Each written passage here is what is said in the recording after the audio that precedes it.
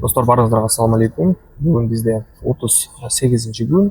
38 күндөн бери Pocket Option'дан трейдинг платформасынан азыр акча таап үйрөнүп торговля кылып келатабыз. Азыр баланста бизде $6729. Акыркы баланс ушул приблизительно ушул баланс менен токтогонбуз да. Бүгүн бизде утренняя торговля, достор. Также бизде обедте 3 торговля болот биздин VIP чатыбызда. Ким кошулуп алгысы келгендер кошулуп алгыла. Ссылка комментариянын башында болот. Бул жакта бизде 2 мал торговля болуп турат. Обучение дагы бар. Күндүзү саат 3-тө жана кечинде саат 9-да, достор. Ссылка комментариянын башында болот. Бүгүнкү видеороликте биздин максатыбыз балансыбызды $7000 чейин көбөйтүү. Бул приблизительно бир 10% чейин да. Бүгүн биз силер менен стратегия, технический анализ, авторский стратегия менен торговля кылабыз. Биринчи валютная пара бул BND, бахрейнский динар, китайский юань болот. Бул жерден биз 1 минуткө продажага ачабыз, достор, $50. Ситуация бул жакта кандай болуп атат? Бул жерде графигибиз азыр ретест кылып атат. Биздин уровеньибизде да, уровень сопротивления. Давайте анализ кылайлы. Мынакей, бизде бул жерде уровень бар экен да. Бул жерде да күчтүү уровень.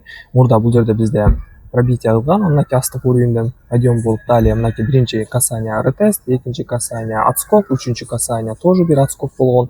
Далее бизде 4-чү жолу бул уровеньге келген, бирок бул уровеньди пробитие кыла албай койгон, да. И графигибиз отскокко кеткен бул жакта. Далее бул жакта ретест, мынакей. Далее бул жакта бизде отскок болду. И бул жакта бизде мынакей азыр пробитие кылдык да бул уровеньде. Потом уже бизде астыдан үстүгө бул уровень сопротивления болуп калды. Мурда бул поддержка болчу эле, да. Азыр сопротивление болуп калды. И бул жакта биз сделкабызды продажага ачтык, достор. И биринчи сделкабызды биз успешно плюска жаптык, достор. Кайра эле ушул валютная пара болот. Кайра эле ушул валютная парадан биз 1 минуткө продажага ача беребиз. 1 минуткө $50 снижение. Итак, экинчи сделкабызды дагы успешно плюска жаптык. Биздин анализибиз бизде толугу менен отрабатывать этти. Үстүнкү уровень сопротивленияден отскок берди бул жерде, график астыга кетти. Итак, биринчи валютная пара канадец, японская иена OTC болот. Бул жерден максимальный анализ жүргүзөбүз. 1 минуткө бул жерден биз покупкага ачабыз, достор. Азыр биз байкашыбыз боюнча бизде бул жерде максимумдар, мурдакы движение азыр азайып баратат. Мынакей. Бизде бул жерде мурда подъем болгон. Далее небольшой коррекциялар менен бир аз графиктер көтөрүлгөн, да. Мынакей.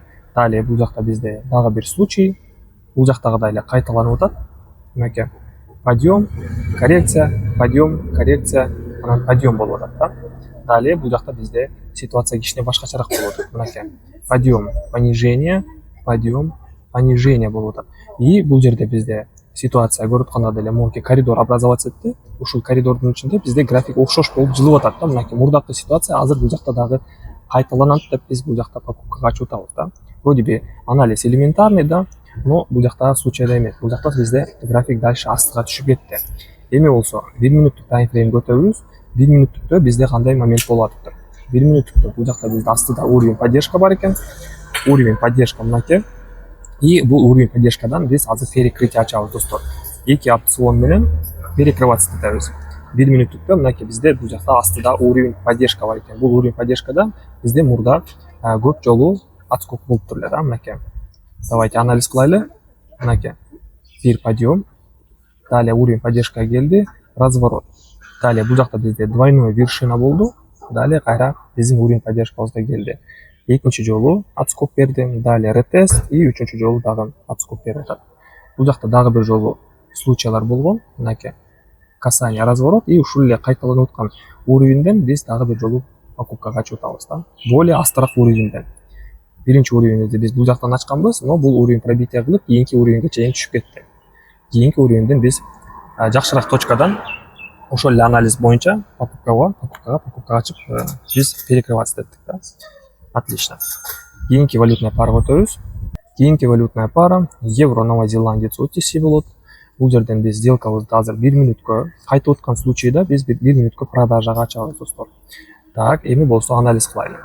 Анализ то же самое, элементарный, логически көрүп карап көрсөк, бизде бул жакта силер сразу түшүнсөңөр болот, да, график азыр астыга кеткендигин, да. То есть кээ бир случайлар болот, рынок элементарно эле анализге подаваться этет, да. Мынакей.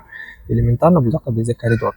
Мынакей. Подъем, подъем. Азыр бул жакта бизде мынакей уровень сопротивлениядан линия трендтен отскок берип график астыга түшүп атканын байкап атабыз да. И графиктин артынан эле биз сделкабызды продажага ача берсек болот да. Астыңкы уровеньге чейин түшөт деп. То есть простой анализ менен деле биз бул жакта ушундай прибыльдүү акча тапсак болот да. Азыр мынакей балансыбызды уже $6,900 чейин көтөрүп коебуз. По итогу биздин сделкаларыбызга да давайте байкап көрөлү. Мынакей 1, 2, 3, 4, 5 сделкабыз тең плюска жаптык и 1 минус болду. Кийинки валютная пара бул доллар аргентинский песо. Бул жерде по тренду 1 минуткө биз покупкага ачабыз достор. Бул жакта бизде накоплениядан выход болуп атат. Мынакей подъем, далее накопление болду, небольшое падение, да, бул жерде паттерн бычий флаг болот. Мынакей паттерн бычьего флага. Далее бизде мынакей уровень сопротивленияларды пробивает этип, тренд восходящий болуп атат. То есть бул графикте бизде приоритет сатып алууга достор. Биз бул жакта покупкага чыгышыбыз керекпиз.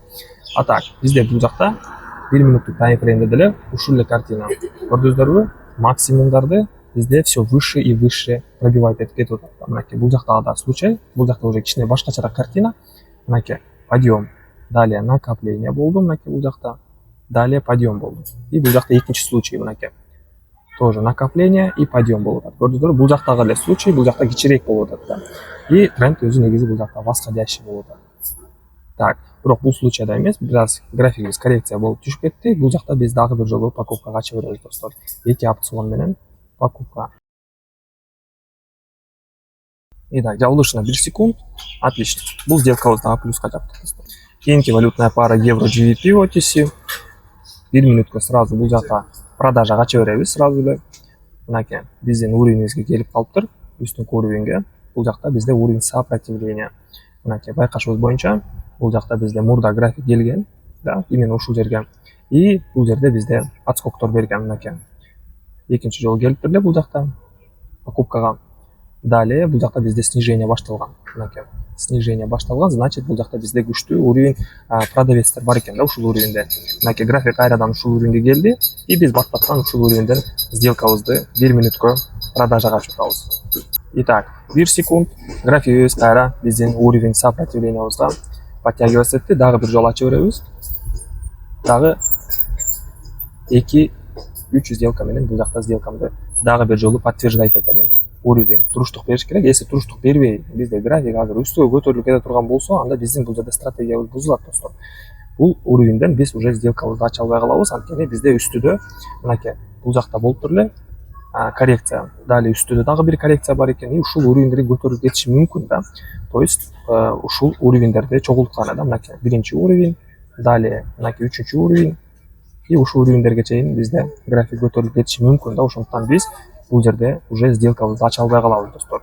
Возможно, кийинки сделкабызды биз кийинки уровеньден ача алсак болот да. Азыр пока что бул уровень туруштук берген жок и график пробития болуп кетти. Кайрадан валютная пара евро-новозеландец OTC'ге келебиз. Бизде бул жерде линия тренда восходящего, линия трендтен бизде мынакей отскок берип атат.